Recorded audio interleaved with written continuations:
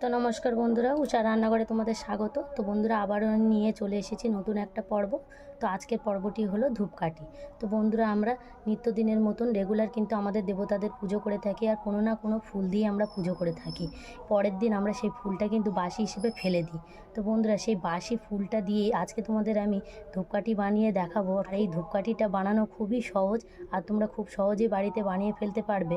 আর ফেলে দেওয়া বাসি ফুলটা দিয়ে যে এত সুন্দর ধূপকাঠি বানানো যায়, তো তোমরা না দেখলে বিশ্বাস করতে পারবে না। তো বন্ধুরা, আশা করি ভিডিওটা তোমাদের ভালো লাগবে। তো চলো বন্ধুরা, ধূপকাঠিটা বানিয়ে তোমাদের দেখাবো। চলে এসেছি ধূপকাঠিটা বানাতে, আর ফেলে দেওয়া ফুলগুলো নিয়ে চলে এসেছি। এখানে আমি জবা ফুল নিয়েছি, গাঁদা ফুল নিয়েছি, আর ফুলগুলো খুব ভালোভাবে শুকিয়ে নিয়েছি। তো আমি ফুলগুলো, এই বোটাগুলো ছাড়িয়ে ফুলগুলো একটু কুচে নেব। বন্ধুরা, ফুলের এই বোটাগুলো আমি ছাড়িয়ে নেব। নিয়ে আমি ফুলগুলো এইভাবে হাত দিয়ে একটু কুচু করে নেব। জবা ফুলগুলোর বোটাগুলো ছাড়িয়ে নেব। তো বন্ধুরা, এই ফুল দিয়ে এত সুন্দর ধূপকাঠি বানানো যায়, তো ভিডিওটা তোমরা দেখো, না দেখলে বিশ্বাস করতে পারবে না। খুব সুন্দর একটা ধূপকাঠি বানিয়ে তোমাদের দেখাবো। ফুলগুলোর আমি প্রত্যেক ফুলগুলোর এই বোটাগুলো আমি ফেলে দেব, এইভাবে হাত দিয়ে একটু গুঁড়িয়ে নেব, কুচু করে নেব।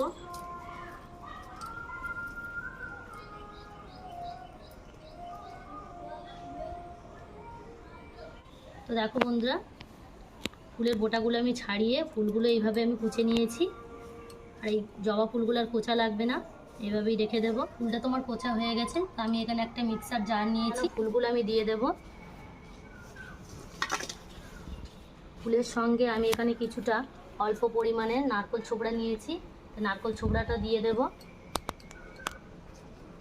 এখানে বেশ দুটো বড় বড় সাইজের তেজপাতা নিয়েছি, তেজপাতা দুটো কেটে আমি দিয়ে দেবো এইভাবে।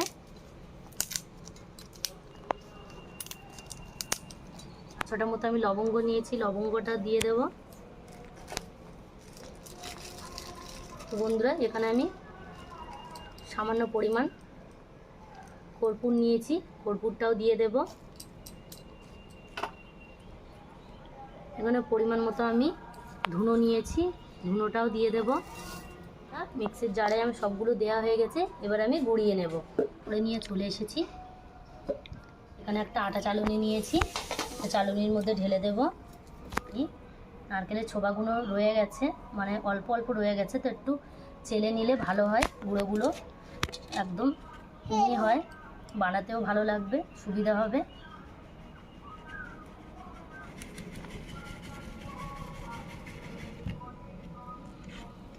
দেখো বন্ধুরা, কত সুন্দরভাবে গুঁড়ো করে নিয়েছি। যত গুঁড়োটা মিহি হবে বানাতে তোমাদের সুবিধা হবে। ওটা তো আমার তৈরি হয়ে গেছে, তো এতে আমি আরও কিছু উপকরণ মিশিয়ে নেব। পরিমাণ মতো ঘি দিয়ে দেব। তো বন্ধুরা, পরিমাণ মতো আমি মধু দিয়ে দেব। ঘি আর মধুটা আমি ভালো করে গুঁড়োর সঙ্গে একটু মিশিয়ে নেব। চামচ থেকে একটু মুছে নিয়ে নেব। তো গোলাপ জলটা দিয়ে চন্দন কাঠটা একটু ঘষে নেব।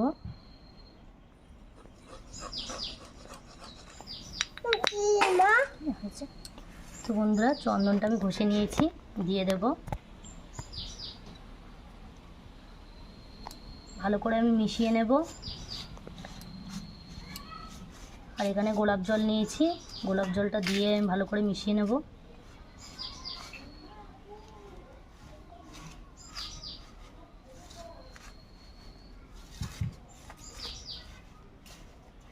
তো বন্ধুরা, এত সুন্দর সেন্ট বার হচ্ছে, তো তোমাদের কি বলবো, ঘরেতে না বানালে তোমরা বুঝতে পারবে না। অল্প অল্প করে গোলাপ জল দেব, আর আমি মিশিয়ে নেব। এই ধূপটা বানাতে আমি এখানে কোনো জল ব্যবহার করব না।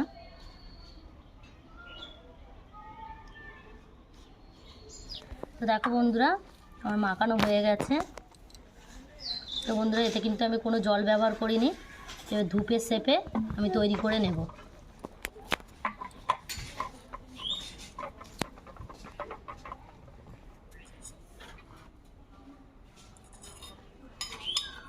তোমরা যে যেরকম পারবে শেপ দিয়ে নেবে।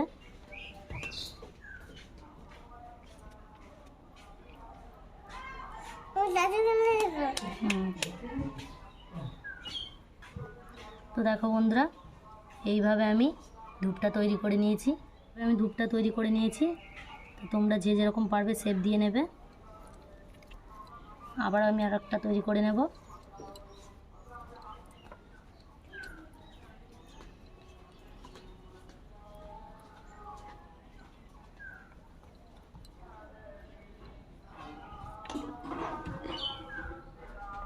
আর একটা আমি তৈরি করে নিয়েছি, দেখো বন্ধুরা। তো এইভাবে আমি সমস্ত ধূপগুলো তৈরি করে নেব।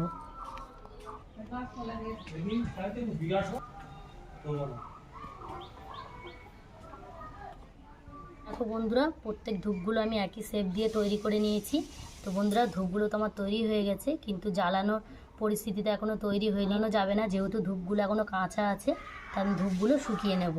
তো শুকোতে কতক্ষণ লাগে বা ক ঘন্টা লাগে সেটা শুকোনোর পরেই তোমাদের দেখাবো। তা ধূপগুলো আমি রোদে দিয়ে শুকিয়ে নেব।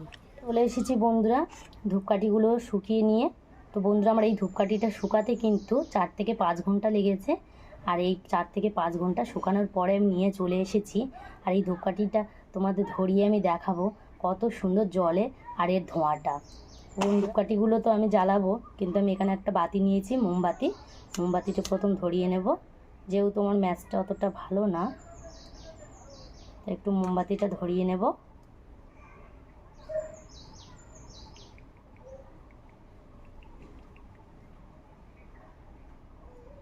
দেখো বন্ধুরা, কত সুন্দর জ্বলছে, আর জ্বলার পরে ধোঁয়াটা কত সুন্দর হচ্ছে।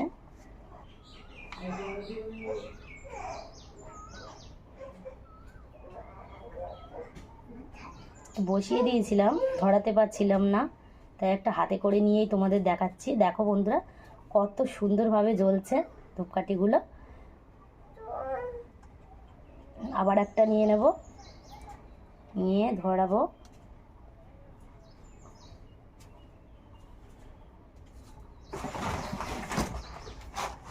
এই দেখো বন্ধুরা, এই দেখো মা, কত সুন্দর ধূপকাঠি ধরাচ্ছি আর বন্ধুদের দেখাচ্ছি।